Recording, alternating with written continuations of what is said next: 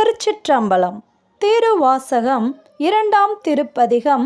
கீர்த்தி திரு அகவல். பாடல்.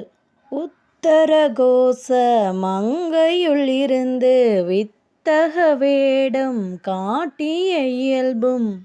பாடல் விளக்கம்.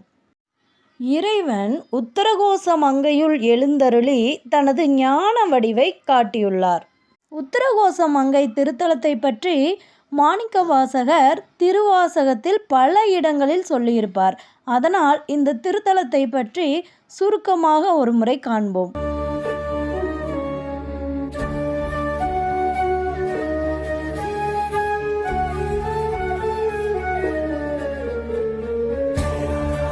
திரு உத்தரகோச மங்கை கோவில்தான் இந்த உலகிலேயே முதல் சிவன் கோவில் என்று அழைக்கப்படுகின்றது. உத்தரகோச மங்கை கோவிலானது ராமநாதபுரம் மாவட்டத்தில் உள்ள ஒரு முக்கியமான சிவஸ்தலமாகும். இக்கோவிலில் இறைவன் மங்களநாதர் என்றும் அம்பாள் மங்களேஸ்வரி என்ற பெயரோடும் அருள்பாலிக்கின்றார்கள். இக்கோவிலை உத்தரகோச மங்கை என்று ஏன் குறிப்பிடுகின்றார்கள்? உத்திரம் என்றால் மிக உயர்ந்த அல்லது மேன்மையான என்று பொருள் வரும். அப்போ மிக உயர்ந்த மேன்மையான சிவபெருமான் உயர்ந்த வேத ஞான உபதேசங்களை மங்கையாகிய அம்பாளுக்கு வழங்கியதால் உத்திரகோச மங்கை என்று பெயர் பெற்றது இத்திருத்தலம். இத்திருத்தலத்தில் 5½ அடி உயரமுள்ள மரகத நடராஜர் சிலை உள்ளது. நடராஜ பெருமான் ஆருத்ர தரிசனத்தன்று மட்டும்தான் பச்சை மரகத திருமேனியோடு அருள்பாலிக்கின்றார். மீதி நாட்களில் சந்தன காப்புடன் தான் வீற்றிருப்பார். ஏன் சந்தன காப்போடு வச்சிருக்காங்கன்னா, ஒலி அதாவது சத்தம் அதிகமாக ஏற்பட்டால் மரகதமானது சேதமடையும். அதனால்தான் ஆண்டு முழுவதும் இறைவன் சந்தன காப்போடும் ஆருத்ரா தரிசனத்தன்று மட்டும் தன் முழு பச்சை திருமேனியாகவும் காட்சி கொடுத்து அருள்பாலிக்கின்றார். இந்த கோவிலில் வாராகியம்மன் சுயம்புவாக இருக்காங்க. வாராகியம்மன் காவல் தெய்வமாக இங்கே வீற்றிருக்கிறதுனால விசேஷ காலங்களெல்லாம் முதல் பூஜை வாராகியம்மனுக்கு தான் நடைபெறும். இந்த கோவிலில் சுமார் 3300 ஆண்டுகளுக்கு பழமையான ஒரு இலந்தை மரம் ஒன்று இன்றும் பூத்து குலுங்கி கொண்டிருக்கின்றது. இத்திருத்தலத்தில் மாணிக்கவாசக பெருமானுக்கு தனி சன்னதியும் உள்ளது. 1000 சிவனடியார்கள் ஒன்றாக மோட்சம் அடைந்ததற்கு அடையாளமாக சகஸ்கரலிங்கமும் உள்ளது. ராவணன் மண்டோதரி திருமணத்திற்கு காரணமாக அமைந்திருப்பதும் இந்த திருத்தலம்தான். அப்போ பாருங்கள், ராமாயணம் நடந்த காலகட்டமே சுமார் 5000 8000 ஆண்டுகளுக்கு முன்பு இருக்கலாம் அப்படின்னு சொல்கிறாங்க. அப்போது அதுக்கு முன்னாடி இருந்தே இந்த கோவில் இருந்திருக்கு. இங்கு இறைவன் ஏகபாத மூர்த்தியாகவும் அருள் புரிகின்றார். ஏகபாத மூர்த்தி என்றால் என்ன? சிவபெருமான் ஒற்றை காலை ஊன்றியும் தன் இரு புறங்களில் விஷ்ணு மற்றும் பிரம்மாவை தாங்கியும் மும்மூர்த்திகளும் ஒரே பீடத்தில் அருள் பாலிப்பதுதான் ஏகபாத மூர்த்தி என்பதாகும். இங்கு இன்னொரு சுவாரஸ்யமான கதை உள்ளது.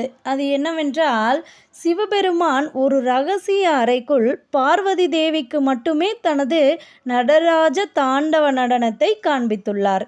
இதை அறிந்த ரிஷிகளும் முனிவர்களும் கூட இந்த திருநடனத்தை காண இறைவனை நோக்கி தவம் புரிந்து வரம் கேட்டார்கள். ஆனால் இறைவன் இது அம்பாளுக்கான இடம், அதனால் அம்பாள் மட்டுமே இந்த நடனத்தை காண முடியும். நீங்கள் என் நடனத்தை காண வேண்டுமென்றால் தில்லைவனம் என்ற பகுதியில் உங்களுக்கு என் திருநடன காட்சியை காட்டுகிறேன் என்று சொல்லிவிட்டார். இத்திருத்தலத்தில் இன்னும் ஒரு மிக முக்கியமான சிறப்பு ஒன்று உள்ளது. என்னவென்றால், பெரும்பாலான கோவில்களில் நாம் பார்த்தோன்னா அங்கே இறைவன் சன்னதிக்கு இடது புறத்தில் தான் அம்பாள் சன்னதி இருக்கும். ஆனால் இந்த கோவிலில் மட்டும் அம்பாள் சன்னதி இறைவன் சன்னதிக்கு வலது பக்கமாக இருக்கும். அதற்கான காரணம் என்னவென்றால், இந்த காரண கதையை நம்ம கீர்த்தி திருவகவல்ல கேவேடராகி கெளிரது படுத்தும் மாயேட்டாகிய ஆகமம் வாங்கியும் என்ற வரி படிக்கும்போதே இதற்கான காரண கதையை பார்த்துருப்போம். இப்போ இருந்தாலும் சுருக்கமாக ஒரு முறையை சொல்லிவிடுகிறேன். இறைவன் ஒரு முறை அம்பாளுக்கு திருக்கையிலையில் வேதம் ஆகமம் போன்ற ஞான உபதேசங்களை செய்து கொண்டிருந்தார்.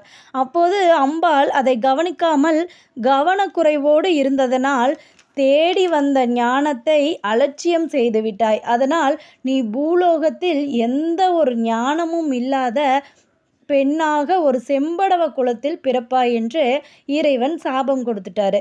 அப்போது சின்ன குழந்தைகளான முருகனும் விநாயகரும் இந்த ஆகமங்களுக்காக தானே எங்கள் அம்மாவுக்கு சாபம் கொடுத்தீங்க அப்படின்னு கோவப்பட்டு ஆகமங்களை எல்லாம் கடலில் தூக்கி போட்டாங்க.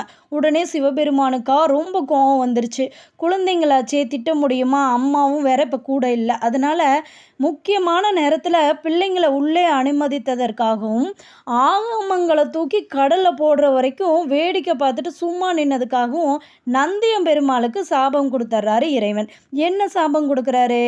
சுறா மீனாக பிறக்கும்படி சாபம் கொடுத்து விடுகிறார். இப்போ பார்வதி தேவி நந்தி தேவர் 2 பேருக்குமே சாப விமோச்சனம் கொடுக்கணும். அதற்காக இறைவனே என்ன பண்ணுறாரு? செம்படவராக, அதாவது மீனவராக வேடமிட்டு சென்று கடலில் சுறா மீனாக ஆகமங்களை தன் வயிற்றில் சுமந்து கொண்டிருக்கும் நந்தி தேவரின் வயிற்றிலிருந்து ஆகமங்களை எடுத்து நந்தி தேவருக்கு சாப விமோச்சனம் கொடுத்தார். பின்னர் செம்படவ பெண்ணான இறைவியையும் திருமணம் செய்து கொண்டார். இதுவரைக்கும் பார்த்த கதை கேவேடராகி கிளிரது படுத்தும் அப்படிங்கிற வரியில் படிக்கும்போது நம்ம பார்த்துருப்போம். இந்த வலைவீசிய திருவிளையாடல் புராணமானது உத்தரகோச மங்கையில் தான் நடைபெற்றது. என்னம்மா உத்தரகோச மங்கையில் தான் கடலே இல்லையே, நீங்கள் வலைவீசிய புராணம் உத்தரகோச மங்கையில் நடந்திருக்குன்னு சொல்கிறீங்களே அப்படின்னு கேட்கலாம். இந்த திருவிளையாடல் புராணம் எல்லாமே நடந்தது பல்லாயிரக்கணக்கான வருடங்களுக்கு முன்னாடி. அப்போது கடல் அது வரைக்கும் இருந்ததாகவும் இப்போது சிறிது சிறிதாக உள்வாங்கி ஏர்வாடி அந்த பக்கம் வரைக்கும் கடல் உள்வாங்கி போயிருச்சுன்னு சொல்கிறாங்க. அப்போது இறைவன் அம்பாளை திருமணம் செய்த கையோட அதே இடத்திலேயே வேத ஞான ஆகமங்களை எல்லாம் அம்பாளுக்கு உபதேசம் பண்ணுறாரு. அம்பாளும் உபதேசத்தை கேட்டுக்கிறாங்க. அம்பாள் உபதேசத்தை எப்படி கேட்குறாங்கன்னா, இறைவனின் வலது பக்கமாக அமர்ந்து கேட்டுக்கிறாங்க. இப்போது பெரும்பாலான கோயிலில் நம்ம பார்த்துட்டோன்னா சக்தியான அம்பாள் இறைவனுக்கு இடது பக்கத்தில் தான் இருப்பாங்க.